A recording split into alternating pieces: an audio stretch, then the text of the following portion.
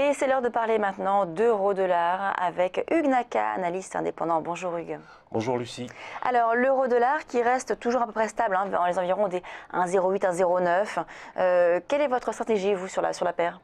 Alors c'est vrai qu'au jour le jour, les évolutions de l'euro-dollar sont un peu difficiles à décrypter. Ceci dit, on voit depuis la mi-décembre qu'on évolue dans un trading range légèrement incliné vers le bas.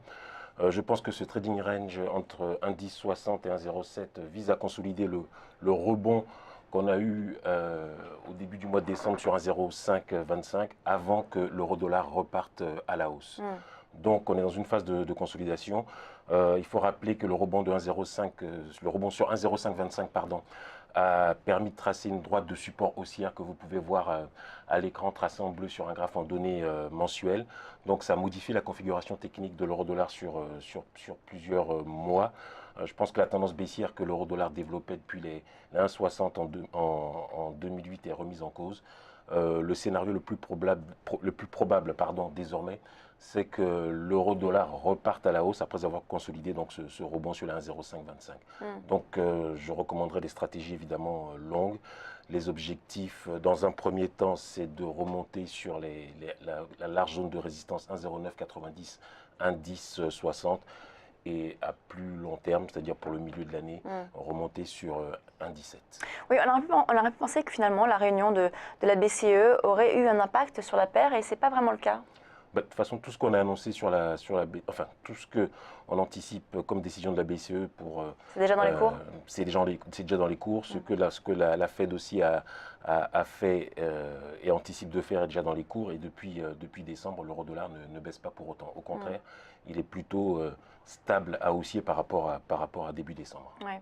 Et lors de la réunion mercredi de la Fed, est-ce que vous pensez que là, du coup, on aura peut-être une réaction sur la paire? D'un point de vue technique, je pense que s'il y a un mouvement sur la paire qui est baissier, il sera limité, étant donné la nouvelle configuration haussière qu'on a depuis début décembre. Et évidemment, s'il y a un mouvement dans l'autre sens, il sera beaucoup plus marqué, c'est-à-dire un mouvement haussier, il sera beaucoup plus marqué. Ouais. Donc là, en tout cas, le premier objectif, c'est d'aller vers les 1,0950, 90 à 1,1060. D'accord. Voilà. Pour ensuite se repositionner donc vendeur.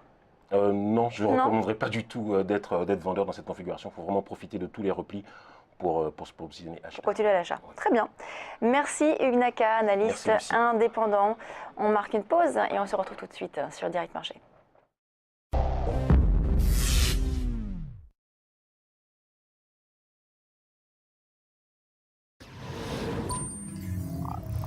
Ah, le futur. Ici, tout est tellement plus rapide. Là, je peux ouvrir un compte bancaire directement à la voix. Lu et approuvé, Nathan Lefebvre. Dans le futur, on anticipe. Pour tout. Tiens, c'est ma banque qui me prévient que j'ai de l'argent qui dort, et moi, je choisis où le placer. Mais bon, on est bien d'accord, hein. Tout ça n'existe pas encore. Ma banque, elle existe déjà.